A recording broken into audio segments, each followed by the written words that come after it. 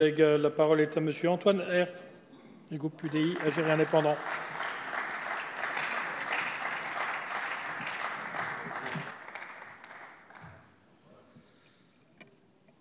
Monsieur le Président, Madame la Ministre, Monsieur le rapporteur, Madame la Présidente de la Commission, mes chers collègues, avec mon collègue Olivier Becht, tout particulièrement, je me réjouis que la Commission mixte paritaire portant sur les compétences de la future collectivité européenne d'Alsace ait pu aboutir à un accord.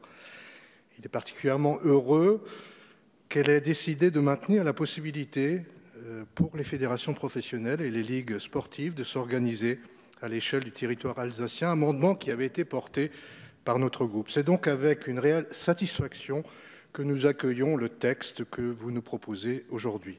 Pour être franc, en 17 ans de vie parlementaire, j'ai rarement vu une telle conjugaison de bonne volonté pour répondre à une demande issue d'un territoire de la République.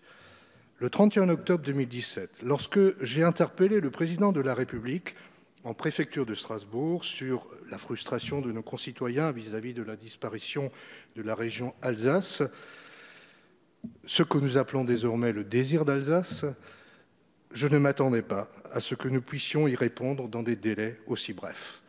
Aussi, je veux saluer avec respect et gratitude votre engagement personnel, Madame la Ministre, sous l'autorité du chef du gouvernement, pour concrétiser les conclusions de l'accord de Matignon. Certes, la collectivité européenne d'Alsace n'a que peu de rapport avec le projet soumis au référendum en 2013. Elle ne prévoit pas non plus la révision du périmètre de la région Grand Est. Mais faut-il le regretter ? Pour ma part, je ne crois pas à des politiques qui écrivent l'avenir avec des solutions du passé. La représentation nationale a donc entre les mains un projet résolument nouveau et innovant.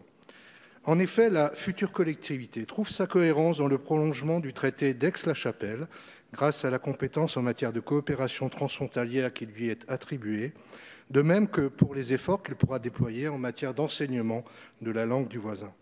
Elle sera également un laboratoire pour expérimenter le principe de différenciation voulu par le chef de l'État.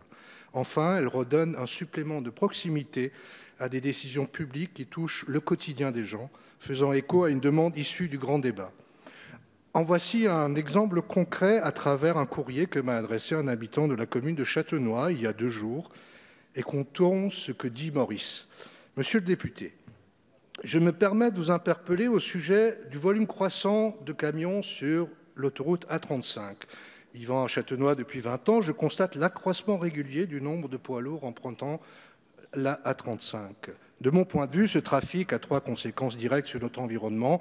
La qualité de l'air qui est fortement dégradée, le nombre important d'accidents, la dégradation de nos routes. Une bonne partie de ces camions se limite à transiter par notre région sans contribuer à notre activité économique. Ils utilisent nos infrastructures et polluent notre environnement sans contrepartie, etc., etc. Madame la ministre, vous imaginez bien que c'est avec un réel plaisir que j'ai pu répondre à Maurice que la future collectivité européenne d'Alsace pourra s'atteler à cette question puisqu'elle se verra transférer la gestion des routes et autoroutes nationales et qu'elle pourra expérimenter un dispositif de régulation du trafic des poids lourds. Pour une fois, on ne pourra pas dire que les politiques sont impuissants et qu'ils ne se préoccupent pas des problèmes locaux. C'est dire aussi que l'ordonnance que le gouvernement devra produire sera attendue avec impatience. Et je ne doute pas que d'autres territoires, mon cher collègue Potier, demanderont à se saisir de cette possibilité à venir. Après tout, l'Alsace retrouve ainsi sa vocation de laboratoire de la décentralisation qu'elle avait su, comme elle avait su le faire lorsque l'État lui avait confié à l'époque la gestion des TER. Voilà qui devrait aussi rassurer ceux qui persistent à ne voir, je cite, qu'une coquille vide, là où au contraire nous créons une maison commune pour tous les Alsaciens dotés de compétences inédites. Avant de conclure, je ne voudrais pas omettre de saluer, bien évidemment, le travail important fourni et l'engagement de Frédéric Bierry, Brigitte Klinkert, les 2 présidents des conseils départementaux, ainsi que le travail remarquable réalisé par notre rapporteur.